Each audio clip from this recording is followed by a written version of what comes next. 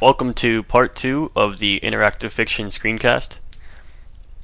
In this screencast, we're going to be looking at the code behind my interactive fiction game in Inform 7.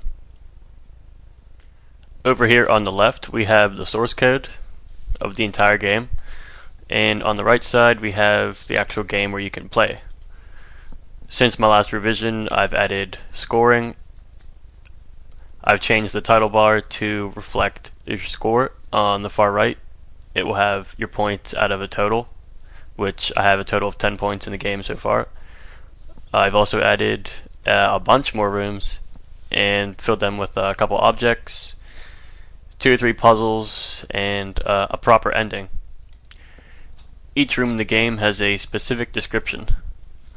If you come back to the room at a different time, sometimes a different description will be displayed. As an example, for the living room, the first room in the game, we have a piece of code that says, if this room is visited, say this. And then, along with that, it chooses one of 2 or 3 other messages.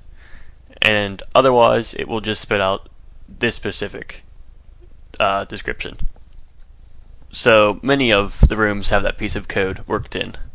There are objects in the game, but I tried to keep them to a minimum because my story has it that you're trying to escape, so you don't really want to stay around, examine all this stuff, and eventually get caught. So you want to keep moving throughout the game.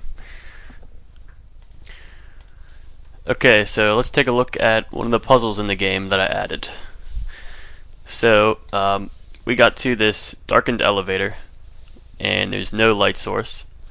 So at the beginning of the game, there was a message from your client on the ground floor, and you got that message by a cell phone. So we could use that cell phone as a light source.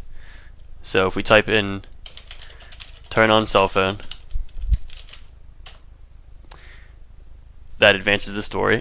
So we could look around now, and we see that there's a panel in the ceiling held together with one screw.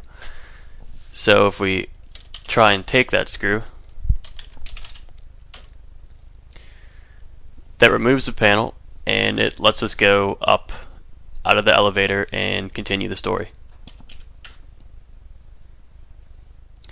To get objects like the screw and panel to not appear as a separate line saying that you see these things, I have them as scenery in the darkened elevator.